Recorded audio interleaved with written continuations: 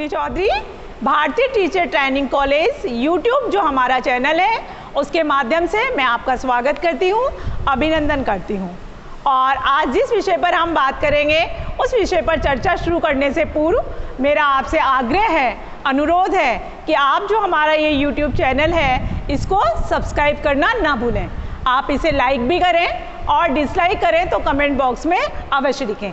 Bell icon जो आ रहा है उसे आप अवश्य क्लिक करें और आप इस तरह से हमें जुड़े रहते हैं। ये हमारा उत्साहवर्धन करता है कि हम समय पर आपके एग्ज़ाम से पहले, समय से पूर्व, जिससे आप रिवीजन कर पाएँ, सभी टॉपिक का समावेश हम अपने यूट्यूब का जो हमारा चैनल है इसके माध्यम से हम ये प्रसारित कर दें। मैं आपको ले चलती हूँ व्हाइट बोर्ड की ओर। आज हम चर्चा करेंगे समाजीकरण जो हमारा प्रकरण था उसके अंतिम सोपान पर हम आ चुके हैं। तो आप पहले व्हाइट बोर्ड का एक स्क्रीनशॉट ले लें, उसके बाद हमारी चर्चा शुरू होती है।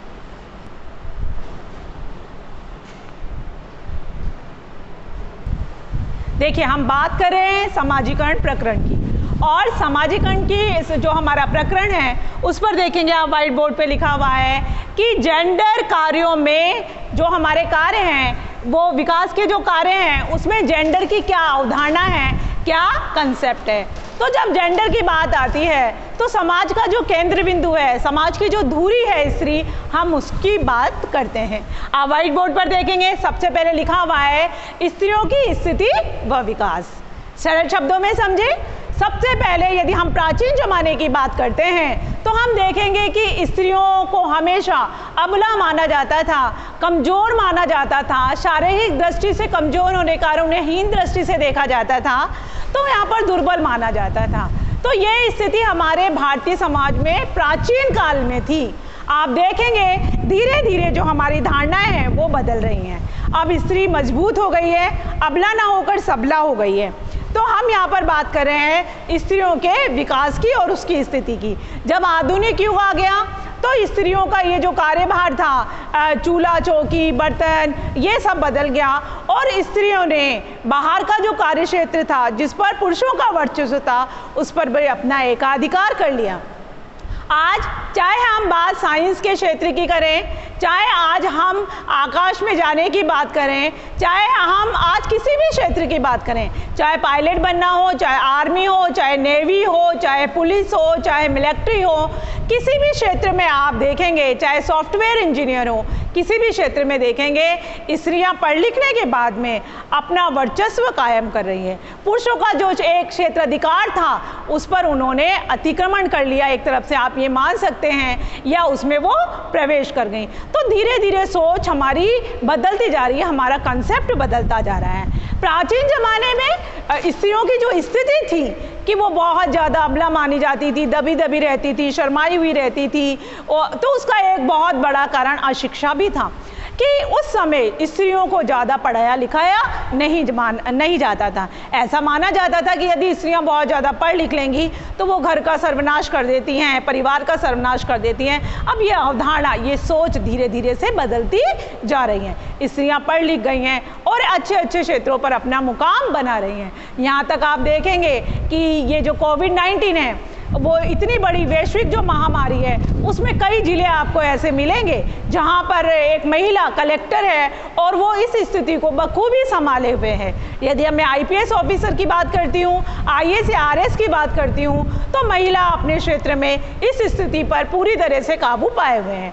तो इसका मतलब ये होता है कि हम धीरे धीरे स्त्रियों के प्रति जो हमारी सोच है, हमारी समाज की, हमारी अपनी, हमारे परिवार की, जो समाज के बुद्धिजीवी वर्ग हैं, शिक्षाविद हैं, जो हमें सोचने के लिए विवश करते हैं, वो धीरे धीरे स्त्री के प्रति अपना दृष्टिकोण बदल रहे हैं। तो अब आप देखेंगे हर एक समस्या यहाँ पर खड़ी होती थी कि जो भी कोई समस्या है वो स्त्री से संबंधित समस्या है, ये अवधारणा भी हमारी धीरे धीरे बदल रही है। अब हमारी जो सोच है वो स्त्रियों के प्रति नहीं रही है, अब हमारी सोच उनके कार्यों के प्रति हो गई है, जेंडर के प्रति हो गई है। जेंडर का मतलब है जो आप कार्य करते हैं, जो आपकी सोच है, जो आपकी विचार है, जो आपकी कल्पना है, जो आपकी कार्यशैली है, समाज वैसे ही आपको मानता है।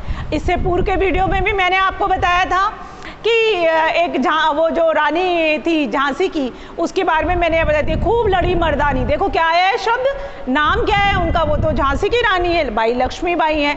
अब आप देखेंगे मैंने कहा खूब लड़ी मर्दानी, वो तो झांसी वाली रानी थी। अब क्या कहा मैंने, मर्दानी, मतलब मर्दों वाले साहस, अदम्य साहस, उत्साह, वीरता और ओज आदि गुणों से वो भरपूर थी। तो इस तरह देखेंगे, अगर आज हम 21वीं शताब्दी की बात करते हैं तो 16वीं शताब्दी से 21वीं शताब्दी का जो सफ़र है वो स्त्री के विकास में धीरे धीरे धीरे उन्नति की ओर जा रहा है।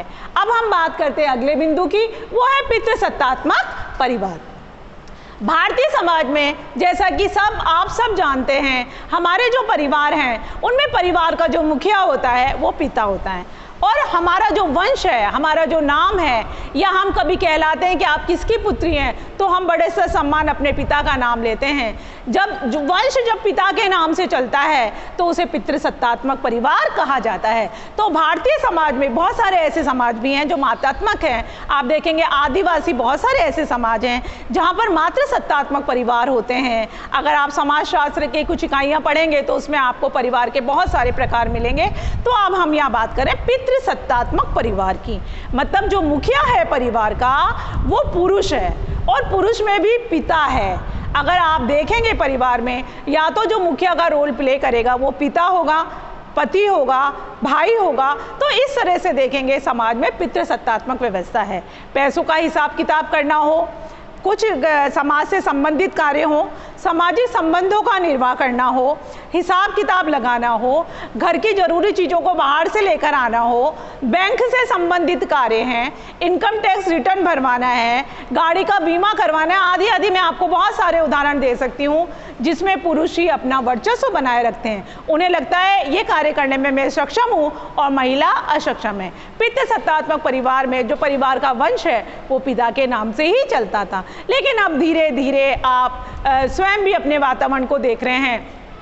मैं ये नहीं कह रही हूँ कि भारतीय समाज बिल्कुल आधुनिक हो गया है, मैं आपको ये बता देना चाहती हूँ कि धीरे धीरे हमारी सोच बदल रही है। समाज अभी भी पितृसत्तात्मक है। हमारा जो नाम है वो हमारे नाम के पीछे पितृसत्तात्मक अर्थात हमारे पिता का नाम जुड़ा हुआ है। हमारे जो परिवार का मुखिया है वो भी पिता ही होता है। लेकिन अब धीरे धीरे सोच बदल रही है। बहुत सारे कार्यों को स्त्रियां भी बहुत सुचारू रूप से और व्यवस्थित ढंग से कर लेती हैं। आज चाहे कार चलाने की बात हो, चाहे ऑनलाइन बिजनेस करने की बात हो, ऑनलाइन शॉपिंग करने की बात हो, किसी भी क्षेत्र में गाड़ी की सर्विस करनी हो, गाड़ी का अगर टायर पंचर हो गया है तो उसे बदलना हो स्टेपनी लगाकर। आप देखेंगे, आपने देखा होगा टेलीविज़न के माध्यम से किसी ऐड में, कोई एडवर्टाइज में, कि वो स्त्री बड़े आसानी से स्टेपनी लगाती है और टायर चेंज कर लेती है और उसे किसी पुरुष की आवश्यकता नहीं पड़ती। अर्थात वो सक्षम हो गई है, उसने स्त्री ने अपनी जो शारीरिक दुर्बलता थी उस पर विजय प्राप्त कर ली है। अब हम बात करते हैं यहाँ पर महिला विकास कार्यक्रम की। पहले ऐसा माना जाता था कि जो समस्याएं हैं समाज में वो जड़ जोरू और ज़मीन को लेकर होती है, मतलब स्त्री को लेकर होती है। कभी कभी एक पुराने ज़माने की जब हम बात करते हैं तो एक राजा तब दूसरे राजा पर आक्रमण करता था, तो या तो वो उसकी सुंदर राजकुमारी के लिए या उस अपनी भूमि को विस्तार करने के लिए, अपने साम्राज्य का विस्तार करने के लिए। आप देखेंगे बहुत सारी लड़ाइयाँ स्त्रियों के सम्मान को लेकर या स्त्रियों को ही लेकर होती थी। लेकिन आप देखेंगे धीरे धीरे अब हमारा मुद्दा औरत नहीं रही, अब हमारा मुद्दा औरत से संबंधित समस्याएं नहीं रही, अब जेंडर हो गया है कि जो स्त्री जैसा काम करेगी, अगर पुरुष चित काम करती है, यदि हम शोभा आनंद को लेते हैं, यदि हम शोभा डे को लेते हैं, यदि हम किरण बेदी को लेते हैं, यदि हम सुनीता विलियम को लेते हैं, यदि हम कल्पना चावला को लेते हैं, ऐसी बहुत सारी हस्तियां हैं हमारे पास में जिनका नाम मैं आपको गिनवा सकती हूँ। तो इन्होंने अपने महिला होने के बावजूद अपने क्षेत्र में परचम लहराया है और उस क्षेत्र में अपने शिखर को प्राप्त किया है। आप देखेंगे चाहे चुनाव हो, राजनीतिक दल हो, राष्ट्रपति का पद हो, चाहे प्रधानमंत्री का पद हो, राज्यपाल का पद हो, हर क्षेत्र में स्त्री रही है। तो यहाँ पर अब बात महिला और महिला से संबंधित समस्याओं की नहीं रही है, अब बात जेंडर की हो गई है। यदि एक स्त्री बहुत अच्छी तरीके से अपने परिवार के जो भी कार्य हैं, दैनिक कार्य है, बच्चों का पालन पोषण, घर में खाना बनाना, वो कर सकती है, तो वो बाहर जाकर भी उसी प्रतिभा के साथ दूसरे कार्य भी कर सकती है। तो ये हम बात कर रहे थे। अभी अभी कि विकास कार्यों में जेंडर की अवधारणा। यहाँ जेंडर का मतलब है समाज ने क्या निर्धारित किया है, समाज की स्त्री के प्रति सोच क्या है। अब जो बायोलॉजिकल फैक्टर था हमारा कि ये स्त्री है और ये पुरुष है, अब उससे निगाहें हट गई है, अब उससे शोध कार्य भी हट गए, अब बात जेंडर पर आ गई है। आप जैसा काम करेंगे आप वैसा ही कहलाएंगे। अब हम बात करेंगे यहाँ पर समाजीकरण का अस्मिता के विकास पर प्रभाव। अस्मिता का तात्पर्य होता है पहचान, तो यहाँ पर है समाजीकरण का अस्मिता के विकास पर प्रभाव। तो अब हम पहले व्हाइट बोर्ड पर आप देख लें, देखिए क्या कह रहा है व्हाइट बोर्ड पे। हमने मुख्य मुख्य बिंदु लिखे हुए हैं कि समाज की मनुष्य जो है एक सामाजिक प्राणी है और जो मनुष्य है वो समाज की प्रधान इकाई है, मुख्य इकाई है। सामाजिक व आर्थिक विकास का अगर हमारे देश का समाज सुशोभित है, सभ्य है, सुसंस्कृत है, तो आप देखेंगे स्वाभाविक है उस देश का विकास होगा, वो उपयोगी सदस्य बनेगा। तो हमने यहाँ बताने की कोशिश की है कि सामाजिक और आर्थिक विकास का व्यक्ति व देश के अस्मिता पर अत्यधिक प्रभाव पड़ता है। तो व्यक्ति जो है समाज की अभिन्न इकाई होने के कारण, मुख्य इकाई होने के कारण आप देखेंगे अपने आत्म का विकास करता है, अपने व्यक्तित्व का विकास करता है, मानवीय गुणों को संजोकर रहता है, सहयोग और सौहार्द के साथ रहता है, अपनी संस्कृति को बनाए रखता है। आपने 2 लाइनें सुनी होगी, रोम और ईरान सब मिट गए यहाँ से। अब है ना, अगर हिंदुस्तान में है तो हमारी संस्कृति क्यों बची है? क्योंकि हमने संजो कर रखा है, पुरानी रूढ़ियों को हमने हटा दिया है और हम नई परंपराएं जो वैज्ञानिक दृष्टिकोण से जुड़ी हुई है उसको लेकर हम चल रहे हैं। तो ये जो पहचान वाली बात है उस पर हम अब डिटेल से चर्चा करेंगे कि क्या अस्मिता है, कैसे पहचान बनाई एक व्यक्ति ने। हम बात कर रहे थे अस्मिता की, तो एक देखते हैं व्यक्ति का जो रहन सहन होता है, खान पान होता है, पहनना ओढ़ना होता है, उसकी जो वेशभूषा होती है, आप देखेंगे प्रथम दृष्टि से ही हमें मालूम पड़ जाता है कि ये कौन से स्तर से संबंधित है, ये उच्च स्तर से संबंधित है या निम्न स्तर से संबंधित है। व्यक्ति की यदि समाज में आर्थिक स्थिति अच्छी है तो आप देखेंगे कि हमारे समाज की भी आर्थिक स्थिति अच्छी होगी, हमारा समाज भी विकास करेगा। चाहे कागजों में ये बताया गया हो कि बीपीएल की संख्या भारत में इतनी है, लेकिन आप देखेंगे कि बीपीएल की संख्या, बीपीएल जो कार्ड बनवा के रहते हैं लोग, उनकी भी आर्थिक स्थिति बहुत बहुत अच्छी होती है। फिर आप देखेंगे एक और बात इस अस्मिता के संदर्भ में हम कहना चाहेंगे कि कोई भी विदेशी व्यक्ति या पर्यटक या राजदूत कोई भी जब भारत भ्रमण पर आता है और जब हमारी भारतीय संस्कृति को अवलोकित करता है तो वो यहाँ से अभिभूत होकर जाता है। क्यों? क्योंकि यहाँ पर आप देखेंगे कि लोगों ने अपना गरीबी का स्तर छोड़कर और उच्च स्तर में, मतलब हमारा जो देश है, हमारा जो समाज है वो विकासशील है, विकसित नहीं है, विकासशील है। धीरे धीरे हम एक सामाजिक स्तर से दूसरे सामाजिक स्तर पर जा रहे हैं। और इसी संदर्भ में एक और बात यहाँ पर नोट करने की है कि भारत को प्राचीन समय में विश्व गुरु का दर्जा दिया जाता था। भारत में ऊंचे ऊंचे बड़े बड़े अच्छे नामी प्रतिष्ठित बड़े बड़े शिक्षण संस्थान होते थे। जैसे आप देखेंगे, आपने नाम सुना होगा नालंदा, तो उस समय आप देखेंगे बड़े बड़े लोग डॉक्टर के लिए अच्छी अच्छी उपाधियां प्राप्त करने के लिए भारत में आया करते थे और यहाँ से शिक्षा ग्रहण किया करते थे। और आप देखेंगे प्रशासनिक सेवा के भी अच्छे से अच्छे केंद्र भारत में हैं। तो इस प्रकार आप देखेंगे अस्मिता का जो ये दृष्टिकोण है वो बड़ा प्रभावी है। समाज का विकास उसी से होता है, देश का विकास भी उसी से होता है। फिर देखेंगे आप, अब यहाँ पर अगर हम बात करते हैं यहाँ पर, तो हम कह रहे हैं कि भारतीय समाज जो है, यहाँ पर मैंने लिखा हुआ भी है जाति व्यवस्था। प्राचीन समय की जब हम बात करते हैं तो भारत में जो जाति व्यवस्था थी वो बहुत अधिक कठोर थी। अब आप धीरे धीरे देखेंगे उस वर्ण व्यवस्था में धीरे धीरे क्या हो रहा है, परिवर्तन हो रहा है। अब जाति व्यवस्था इतनी कट्टर नहीं रही है, हम अपनी जाति के प्रति बहुत कट्टर नहीं रहे हैं। पहले तो हिंसाएं हो जाती थी, लोग एक दूसरे को मार देते थे यदि जाति सूचक शब्दों से उनको बुलाया जाता था। अब ये जो वर्ण व्यवस्था है उसके बंधन धीरे धीरे ढीले हो रहे हैं। उसका एक कारण है कि व्यक्ति पढ़ लिख गया है। अब जन्म के आधार पर वर्ण को निर्धारित नहीं किया जाता। अब ऐसा कभी नहीं होता कि सुनार का बेटा सुनारी बनेगा और कुम्हार का बेटा कुम्हार ही बनेगा और कारीगर का बेटा कारीगर ही रहेगा, ये दृष्टिकोण धीरे धीरे से धूमिल होता जा रहा है।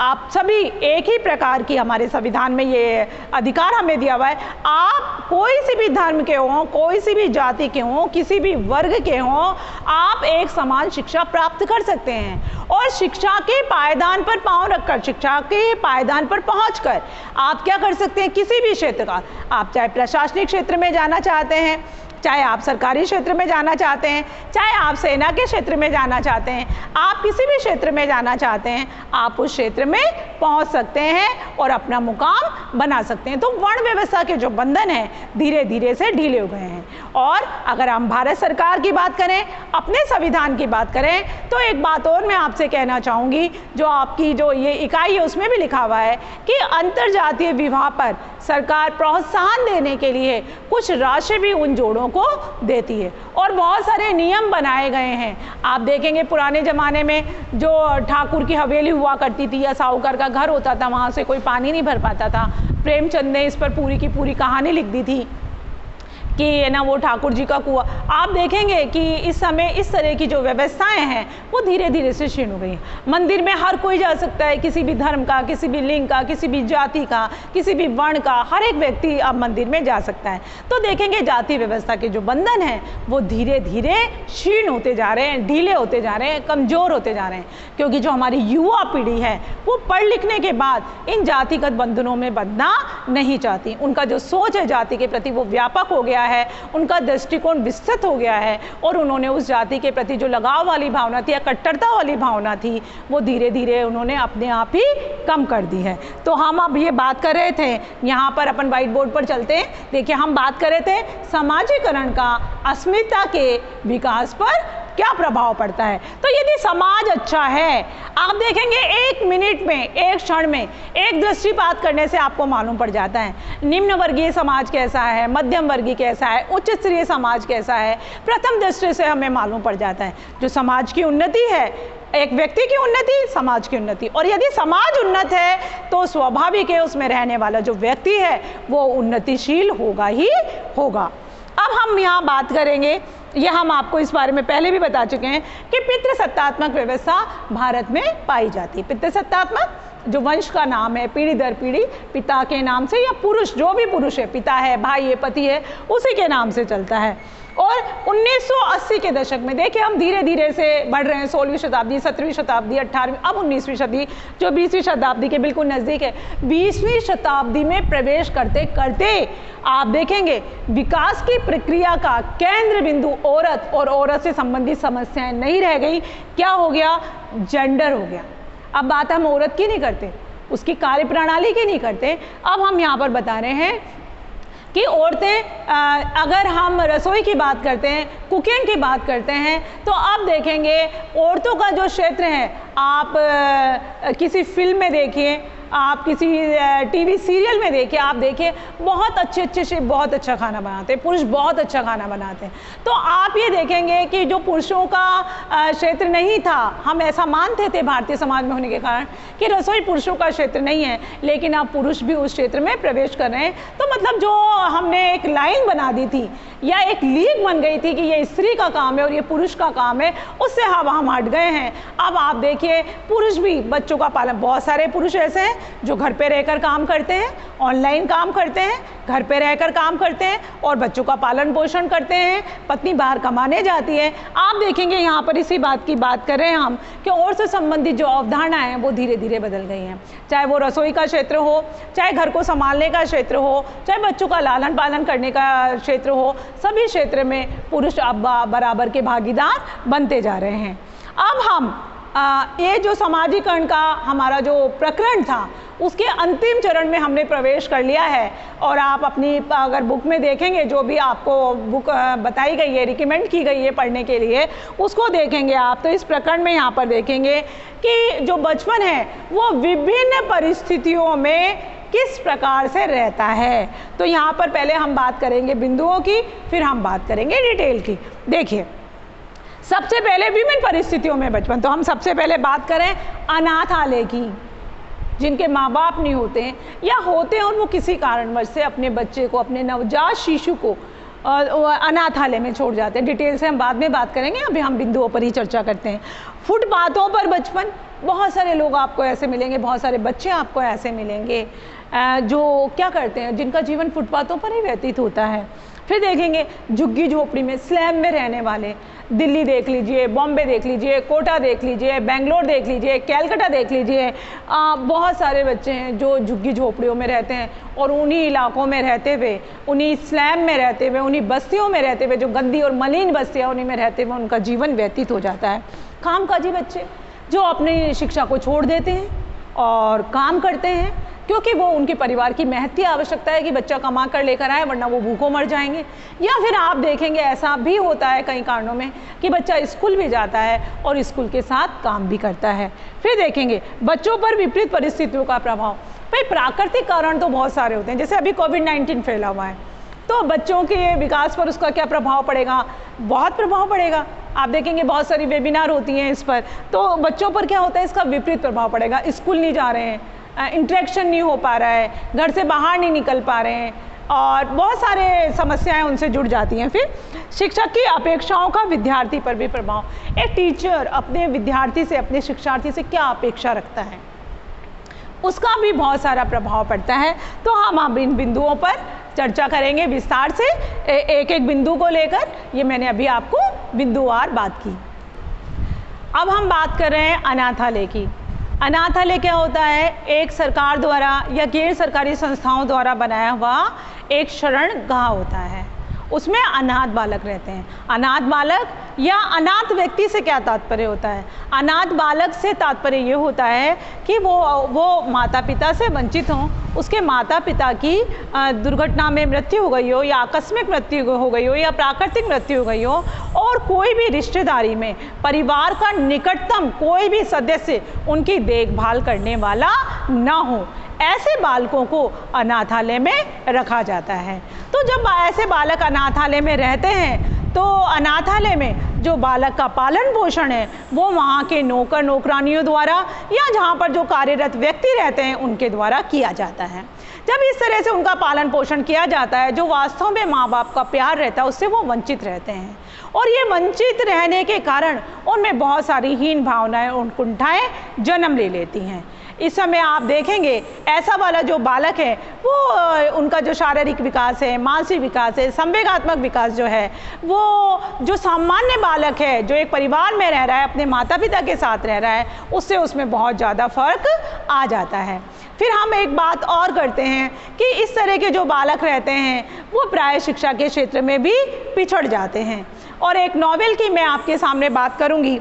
एक नॉवेल है हमारी, जिसमें इसमें नॉवेल का नाम दिया हुआ है आपकी किताब में ओलिका ट्विस्ट। इसमें एक लेखक ने लिखा है और उन्होंने इसमें बताया है कि अनाथालय के बालकों का उन्होंने भावपूर्ण चित्र प्रस्तुत किया है कि वो बालक स्नेह से तो वंचित होता ही होता है और वो संवेगात्मक रूप से भी अस्थिर रहते हैं। तो इस तरह से अनाथालय में रहने वाला बालक शिक्षा के क्षेत्र में पिछड़ जाता है, समाज की मुख्य धारा में मिल नहीं पाता है, वो अब समाज से अपने आप को अलग थलग महसूस करता है। क्यों? क्योंकि वहाँ पर उसको वो सुरक्षा, वो सम्मान और वो प्यार उसे वहाँ पर नहीं मिल पाता। तो ये बात की थी हमने विभिन्न परिस्थितियों में जो बचपन था अनाथालय की। अब हम चल रहे हैं अगले बिंदु पर, वो है फुटपाथ। आप यहाँ पर मैं आपको एक बात बताना चाहूँगी कि जो बड़े बड़े महानगर हैं, जो बड़े बड़े शहर हैं, वहाँ पर देखेंगे बहुत सारे बच्चों का जीवन फुटपाथ पर ही व्यतीत हो जाता है। वो वहाँ पर रहते हैं, फुटपाथ पर ही अपना जीवन व्यतीत कर लेते हैं, भिक्षावृत्ति कर लेते हैं, काम करते हैं, जूता पॉलिश करते हैं, मलिन बस्तियों में रहते हैं, और जहाँ तक हो सकता है उनके माँ बाप को उनकी जो कमा के लेकर आते हैं भिक्षा के माध्यम से, उसकी उनके आवश्यकता रहती हो, निर्वाह करने की महती आवश्यकता हो। तो आप यहाँ पर देखेंगे कि बहुत सारे महानगरों में बहुत सारे बच्चों का, यदि आप कभी सर्वे करते हैं या किसी इस टाइप के NGO से मिलते हैं, तो आप इस बात की गंभीरता को समझ पाएंगे कि भारत का जो बचपन है, भारत का जो बालक है, उसका जो बचपन है वो बहुत सारा झुग्गी झोपड़ियों में ही व्यतीत हो जाता है और उनका पूरा जीवन इस तरह से ही कट जाता है। वो शिक्षा से वंचित हो जाते हैं, स्नेह से वंचित हो जाते हैं, भिक्षावृत्ति करते हैं, छोटे मोटे कोई काम काम करते हैं, मनील बस्तियों में रहते हैं, स्वास्थ्य के प्रति लापरवाह रहते हैं, क्योंकि वो स्वास्थ्य के प्रति जागरूक नहीं होते, ना उन्हें कोई करने वाला होता है। अब हम बात करेंगे झुग्गी झोपड़ी में रहने वाले बच्चों में।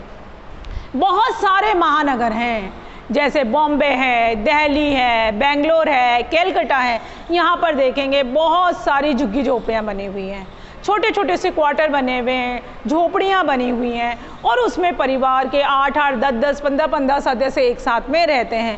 तो ऐसे बच्चों का आप बताइए किस तरह से शारीरिक, मानसिक और संवेगात्मक विकास होगा। सब एक साथ रहते हैं, आप देखेंगे कई बार बहुत सारे अपराध भी यहाँ से जन्म लेते हैं, चोरी करना, डकैती, अनैतिक कार्य, समाज विरोधी कार्य, इस तरह के। तो देखेंगे ये जो विपरीत परिस्थितियाँ हैं उसका भी बालक के विकास पर प्रभाव पड़ता है। अब हम बात करें कामकाजी बच्चे की, तो आप देखेंगे आप जो कामकाजी बच्चा है वो शिक्षा से वंचित है।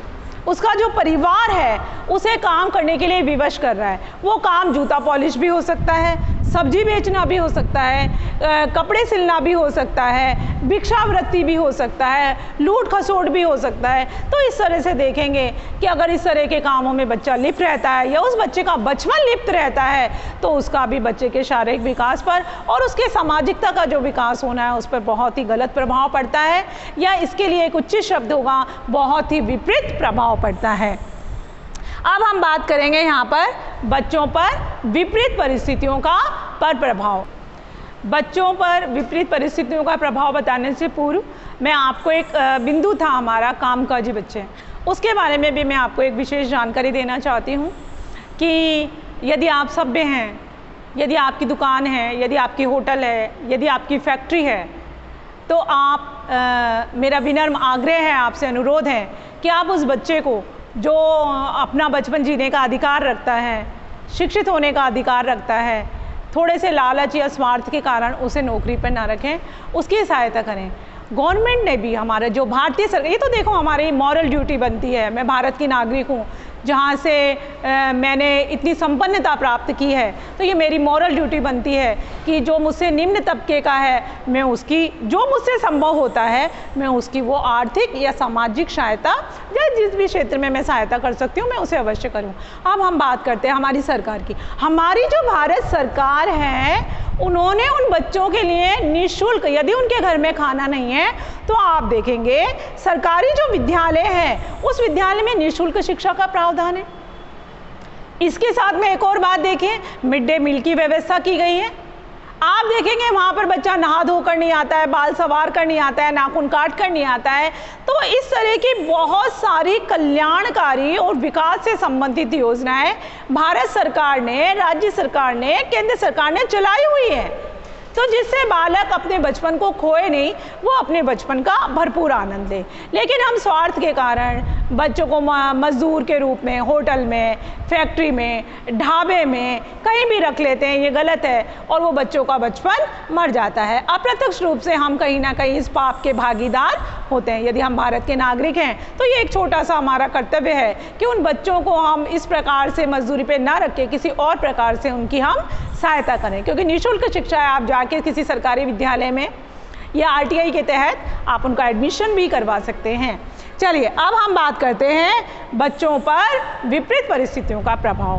तो बच्चे की जब हम बात करते हैं विकास की तो सबसे पहले बात आती है परिवार की। परिवार की यदि आर्थिक स्थिति अच्छी है, यदि सुसभ्य परिवार है, सुशिक्षित परिवार है, सुसंस्कृत परिवार है, तो आप देखेंगे बच्चों में उन्हीं गुणों का प्रभाव पड़ेगा और विकसित भी वही गुण होंगे, क्योंकि परिवार अच्छा है, खान पान में कमी नहीं, अच्छी से अच्छी चीज़ें आपको, प्रोटीन, विटामिन, मिनरल्स सब आपको खिलाया जा रहा है, तो आपका शारीरिक विकास भी होगा, मानसिक विकास भी होगा। यदि आप सुसभ्य हैं, सुशिक्षित हैं, तो आपके सोचने का तरीका, आपके बोलने का तरीका, आपका रहन सहन सभी अलग प्रकार से होगा, तो उसका भी बच्चे पर प्रभाव पड़ेगा और वो संवेगात्मक स्तर से काफ़ी मजबूत हो जाएगा और वो अपना लक्ष्य शुरू में ही तय कर लेगा। यदि हम बात करते हैं निम्न स्तरीय परिवार की या इससे भी जिस परिवार की आर्थिक स्थिति अत्यधिक दयनीय है, तो आप देखेंगे बच्चे पर विपरीत प्रभाव पड़ेगा। क्यों? क्योंकि पैसा बहुत सारी समस्याओं का हल है और पैसा बहुत सारी समस्याओं की जड़ है। तो आप देखेंगे यहाँ पर यदि परिवार में पैसा नहीं है समय पे उन्हें खाना नहीं मिलता, कपड़े नहीं मिलते, सब्जी नहीं मिलती, पढ़ाई के लिए कॉपी किताब नहीं मिलती, आने जाने के लिए साइकिल की व्यवस्था नहीं हो पाती, रहने के लिए अपना सर छुपाने के लिए घर की छत नहीं होती या किराए की छत भी नसीब नहीं होती, तो आप देखेंगे बहुत सारी समस्याएं जन्म लेती हैं। विपरीत परिस्थितियों में बच्चा पढ़ता है, संवेगात्मक रूप से टूट जाता है और उसका शारीरिक विकास भी अच्छी तरह से नहीं हो पाता, क्योंकि उसे उसके खाने में पोषक तत्वों की कमी रहती है, उसे संतुलित भोजन नहीं मिल पाता, वो कुपोषण का शिकार हो जाता है। उसके सबसे बड़ी उसकी जो समस्या रहती है वो यही रहती है किसी ना किसी तरह से 2 वक्त के खाने का जुगाड़ किया जाए। तो आप देखिए, अगर भूखा पेट है तो कहाँ वो नैतिकता के बारे में सोचेगा, कहाँ वो सामाजिकता के बारे में सोचेगा, वो सबसे पहले अपना पेट भरने के बारे में सोचेगा। तो ऐसी बहुत सारी विपरीत परिस्थितियां हैं, तो उस समय बच्चा समाज विरोधी कार्य करने लग जाता है। जब दयनीय स्थिति होती है, आर्थिक स्थिति अच्छी नहीं होती है, तो बच्चों का बचपन प्रभावित होता है। अब हम सबसे लास्ट में जो समाजीकरण का हमारा टॉपिक है उसके सबसे अंतिम चरण पर और अंतिम बिंदु पर हम प्रवेश कर रहे हैं, और वो हमारा अंतिम बिंदु है शिक्षक की अपेक्षाओं का विद्यार्थी पर प्रभाव। तो मैं आपको 5 मिनट में सरल भाषा में बताती हूँ। शिक्षक की अपेक्षा रहती है कि उसके विद्यार्थी का, उसके शिक्षार्थी का चहुमुखी विकास हो, इसलिए वो कक्षा के सभी विद्यार्थियों के साथ स्नेहपूर्ण व्यवहार करता है। शिक्षक की कोई जाति नहीं होती, कोई वर्ग नहीं होता, कोई धर्म नहीं होता।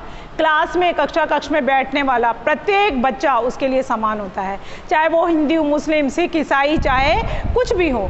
आप देखेंगे इस तरह का व्यवहार यदि वो शिक्षक करता है तो आप बच्चों पर उसका सकारात्मक प्रभाव पड़ता है। यदि इस तरह का प्रभाव नहीं होता, शिक्षक पक्षपात करता है, तो उस पर बच्चे के विकास में वो बाधक बन जाता है। अगर हम बात करते हैं झुग्गी झोपड़ी में रहने वाले बच्चों की, जिनकी स्थिति एकदम कमज़ोर है, आर्थिक स्थिति एकदम कमज़ोर है, तो उन बच्चों की, वो दूसरे अन्य बच्चों को देखते हैं कि वो एकदम टिप टॉप होकर, यहाँ पर टिप टॉप होने का मतलब है बढ़िया टाई, बेल्ट और अच्छी सी यूनिफॉर्म पहनकर अच्छे से किसी अच्छे इंग्लिश मीडियम स्कूल में जा रहे हैं, तो बच्चे में हीन भावना आ जाती है। वो सरकारी विद्यालय में जाता है, बिना यूनिफॉर्म के जाता है, या जो निर्धारित यूनिफॉर्म है जहाँ उनको निःशुल्क मिलती है वो पहन के जाता है। धीरे धीरे आप देखेंगे उस बच्चे में इतनी हीन भावनाएं भर जाती हैं, वो स्कूल जाना ही छोड़ देता है। बहुत सारे बच्चे, एक सर्वे में सामने आया था कि बहुत सारे बच्चे 1-2 साल बाद ही क्या कर देते हैं, इस शिक्षा से वंचित हो जाते हैं। ड्रॉप आउट की समस्या हमेशा सरकारी स्कूलों में बनी रहती हैं। तो इस तरह से आप देखेंगे कि शिक्षक को हमेशा अपने विद्यार्थियों से स्नेह करना चाहिए, जिससे उनका शारीरिक मानसिक विकास हो जाए। पक्षपात नहीं करना चाहिए। यदि वो अपना सामान्य पाठ्यक्रम पढ़ा रहा है तो उसी सामान्य भाव से अकबर को भी पढ़ाना चाहिए जिस सामान्य भाव से वो महाराणा प्रताप को पढ़ा रहा है, या उसी भाव से जब वो बहादुर शाह जफर को पढ़ा रहा है और वो स्वामी दयानंद सरस्वती को पढ़ा रहा है। देखिए, यहाँ पर कोई राजनीतिक दल मेरा मुद्दा नहीं है, यहाँ पर किसी हिंदू, मुस्लिम और सिख भी मेरा मुद्दा नहीं है। मेरा कहने का मतलब इस पॉइंट से रिलेटेड है कि शिक्षक की अपेक्षाएं भी विद्यार्थी पर प्रभाव डालती हैं कि एक शिक्षक क्या चाहता है, एक विद्यार्थी से क्या अपेक्षा रखता है, उसका स्वयं का व्यवहार कैसा है, उसने अपने लिए कौन से आदर्श का चयन किया है। तो ये हमने आज बात की थी अपेक्षाओं से संबंधित, ये हमने बात की आपसे समाजीकरण से संबंधित, फिर हमने बात की कारक से संबंधित, संस्थाओं से संबंधित, स्त्रियों की भूमिका से संबंधित, जेंडर से संबंधित।